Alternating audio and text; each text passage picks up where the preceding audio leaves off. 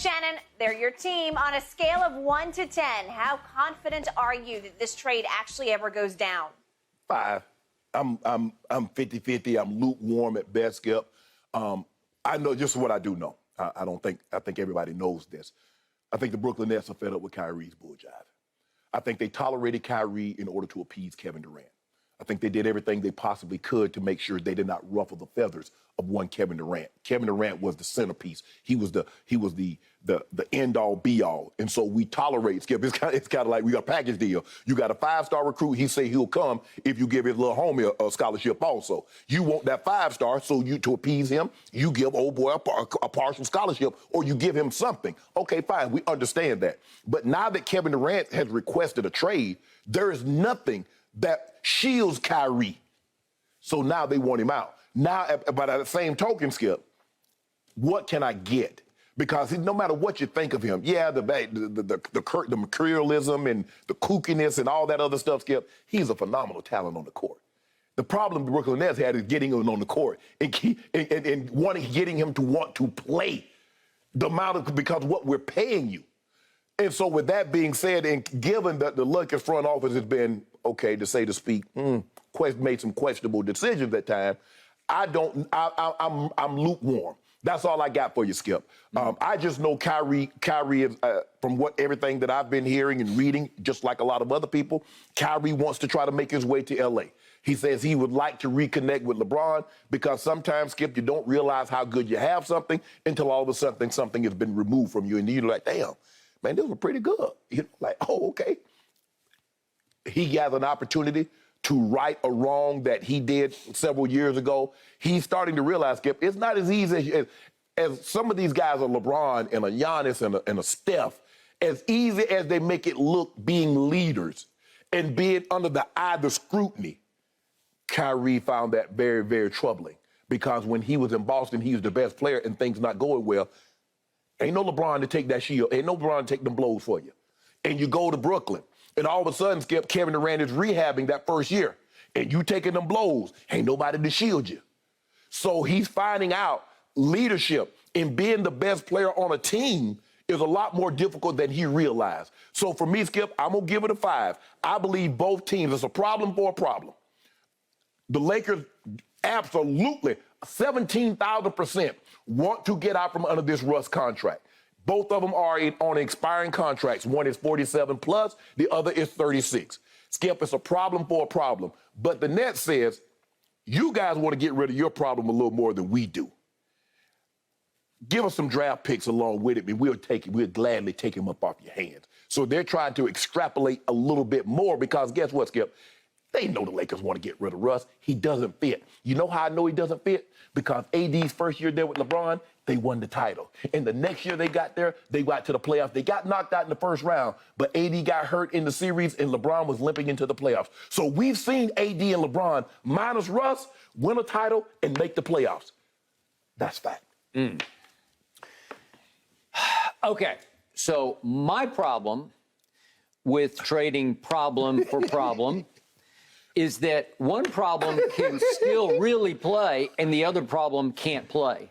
You're trying to pass it off. You're trying to sell your very used car, your lemon of a used car. They got lemon laws in California? Yeah, they got lemon laws, and it's about to be broken because you're trying to pass off your lemon of a very used car as he just doesn't fit here. He'll fit there, but he doesn't fit here. He'll fit with y'all. It's not about doesn't fit. It's about can't play. That's the problem. Can't play.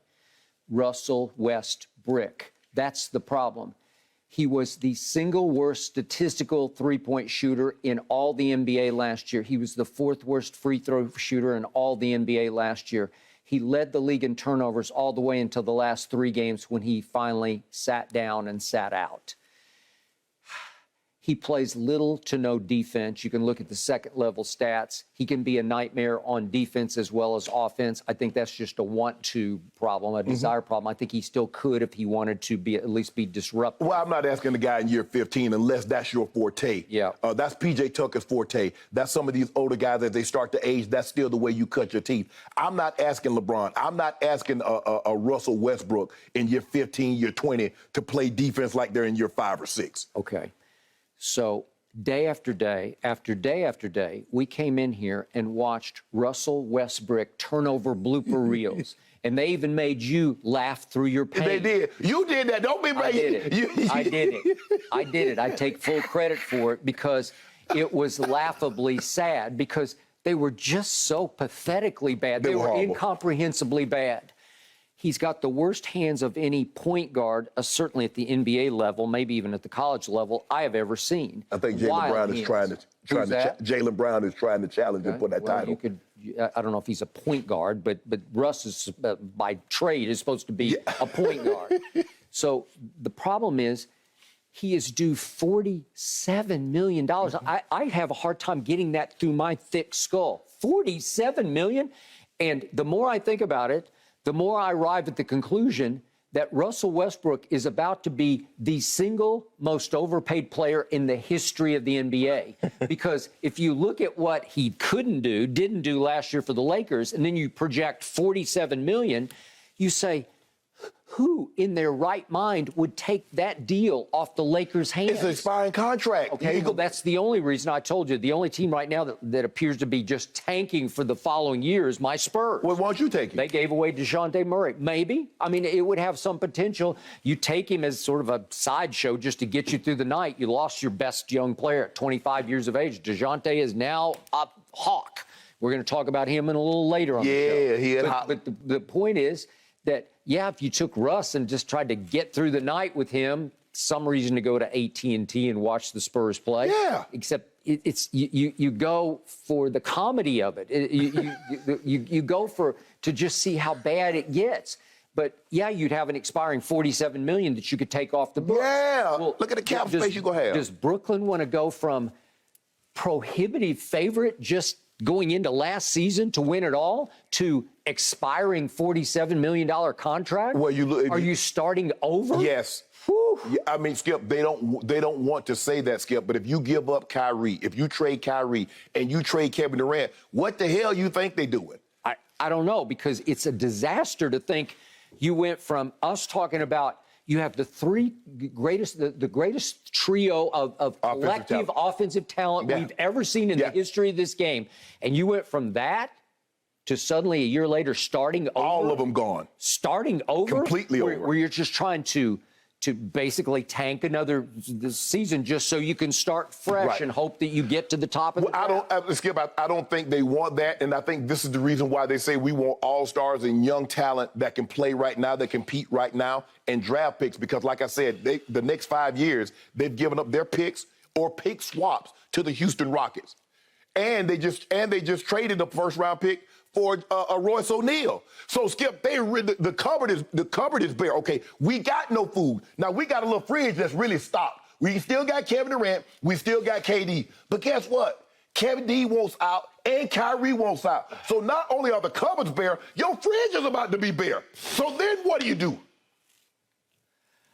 I know what I'd do. I'd say you guys are staying and we're going to do this whether you like it or not. Well, what is Kevin Durant going to do next year? Is he going to sit out the whole year? Skip, you want him moping? You want him pounding around? He's going on 35 years of age. Is he willing to waste? What are we up to now? He's 15 years. This is 16 years. Mm-hmm. Does he want to waste his 16th year again after he missed one with the Achilles surgery? Does he want to just sit and watch for a year? I don't think so. I think he would go if you said, you're going to have to play for your money. You got 4 years left here. You're going to play next year. Because I think the thing is, when you got that kind of guaranteed money, if you were to sit out, I think the fines would be so excessive. I mean, it's cost prohibitive. Okay. But Skip, you don't want. Look, the man has told you he doesn't want to be there. Skip. Okay. Well, I got that. But when you sign on for 4 more years, then that was tough toenails, so to speak. When your little toenail was on the line and cost you the series against Milwaukee. Okay, so back to Jen's question, scale of 1 to 10, what do I think about this trade happening? I'm at a 1 because I just can't imagine the Nets saying, yeah, give us a $47 million expiring contract and we'll muddle through with Russ. And we're going to give you, Skip, you need draft picks. We're going to give you a draft pick also. Well, are you in 25 and 27? I don't know about both of them, but we're going to give you one of them. Okay. You can't get both of them. Okay, I can't see any of this happening, but Laker Nation can, because Laker Nation is delusional, desperately delusional, and you're seeing desert mirages of Kyrie Irving joining LeBron. Well, here's the thing, Skip. LeBron, your best player is going in the year 20.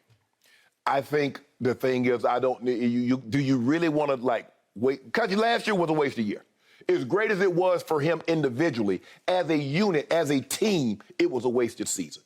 Do you really want to go? How long do you think LeBron is going to be play? I know LeBron thinks he's going to play. He can play at this level until he's 44. But how long will he be able to play at this level? So why not? That's what Dr. Buzz was willing to, hey, give me Bob McAdoo, give me some of these older, proven guys.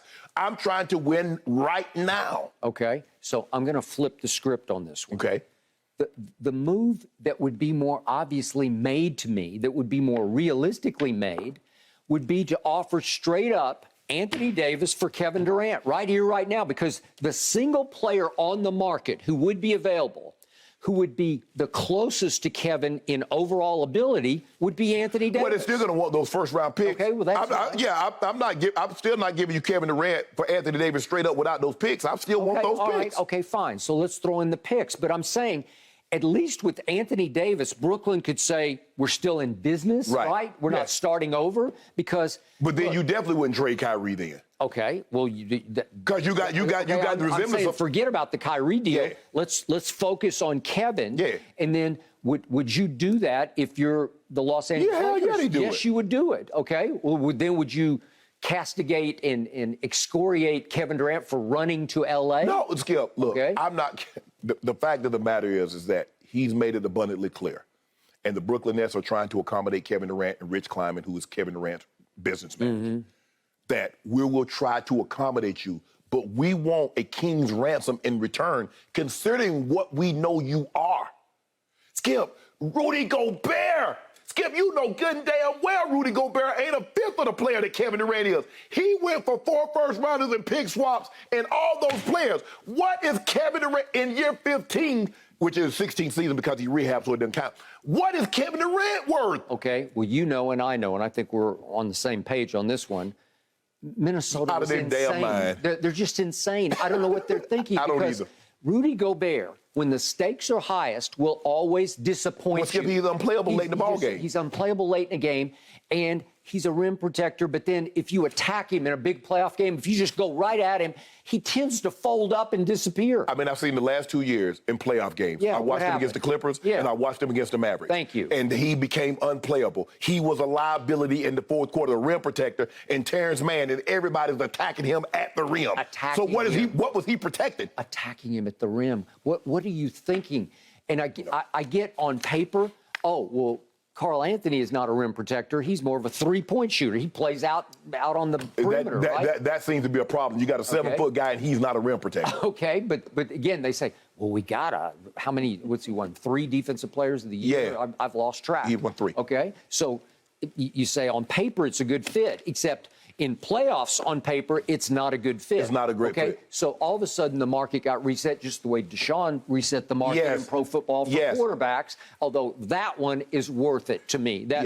Because he's that, I had him as a top 3. Now, I don't know if he has to miss 2 years if he's still going to be a top 3. But the point is, Rudy Gobert is no top 3. Hey, Rudy Gobert ain't top 10. All right. So the point is, that set the market. But if I'm Laker Nation, if I'm a Laker fan, once upon a time I was. But the point is, I'm trying to reset my sights on, why don't we go for broke here? Why don't we go for Kevin Durant? Because I'd much rather have LeBron with KD in year 20 than LeBron with Kyrie and AD. I don't know if that's something that KD would be amenable to. I don't think he would love it, because I've told you before that, like Kawhi, KD's mindset has always been, I want to compete against LeBron, not play with him. So, again, would Kevin take it as any kind of challenge? The challenge would be, I want to go win a ring for CP3 and Book. But LeBron obviously has his rings. He's 4-6 in the finals. He's chasing Kareem's record next year. Does Kevin really want to be a part of that? How good could Kevin and LeBron alone be together? What? What do you mean, what? It'd be crazy. They'd be crazy good. They would vault to the top. You think so? They would vault to the top. If Kevin Durant, if the Lakers said blockbuster deal comes across scrolling a call, the Lakers are trading Anthony Davis and 2 first-round picks for Kevin Durant. I guarantee you, Fox Bet, Caesars, Brigada, whomever else sells the line would install the Lakers as the favorite. Year 20. That's Kevin. You just told me that's Kevin bleeping Durant. It's Kevin bleeping Durant. Okay. And usually, or not usually, just routinely, wherever he goes, they become the favorite. So I don't know exactly what would surround them, what would be left there. I'm not even sure. I mean, that would be you got some. I mean, they signed Lonnie Walker the fourth. They did. I like him. I like when he played with the Spurs. I don't know, Yeah, then he couldn't make a 3 last year, so he fits right in with there the you Lakers. go. There you go. See, I knew you were going to take a little party shot. Well, okay. And would you still have? I think you still have Mr. $47 million man, right? Oh, there's that problem. Would that undercut you? We got to get rid of. Would Kevin want to re-team with his little brother Russ? No. I doubt it. No. I think he's had enough of that. No. He had his, whatever it was, 8 years of that. No. No. Okay. There you go. Thank you for watching. You can subscribe here to get the latest from the show, and be sure to check out more of the best clips from Undisputed, or go watch a few other segments from our other shows on FS1.